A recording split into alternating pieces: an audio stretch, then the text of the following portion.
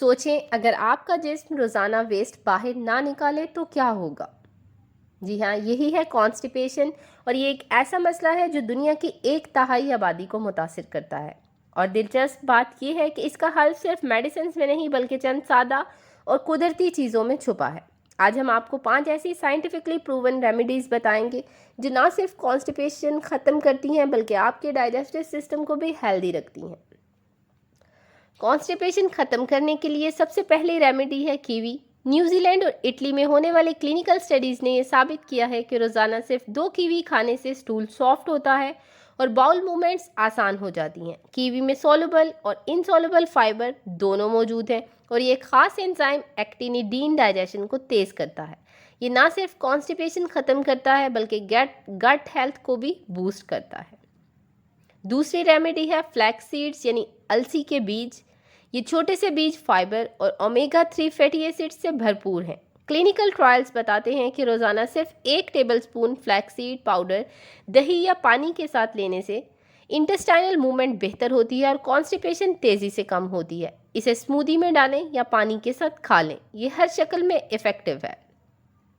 तीसरी रेमेडी है psyllium husk, जिसे हम इस्पागोल कहते हैं।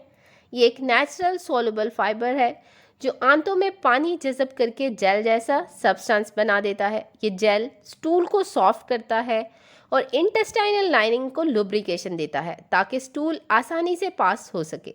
साइंटिफिक स्टडीज़ के मुताबिक रोज़ाना सिर्फ 1 टीस्पून इस्पागोल पानी या दूध में लेने से चंद दिनों में नोटिसेबल फ़र्क आता है।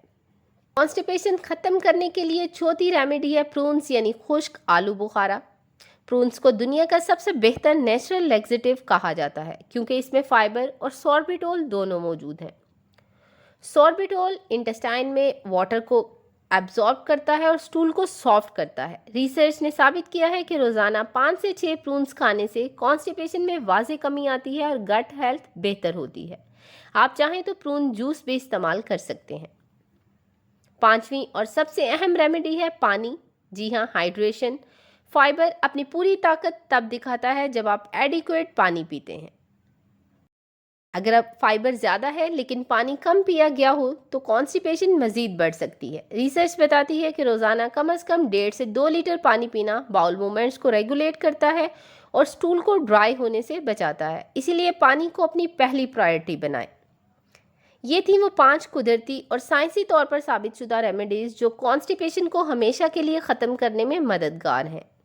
कीवी, फ्लैक्सीड्स, पानी, इस्पागोल और प्रून्स, ये पांचों मिलकर आपके डाइजेशन को एक नई ज़िंदगी दे सकते हैं। अब सवाल ये है कि आप सबसे पहले कौन सी रेमेडी आजमाने वाले हैं।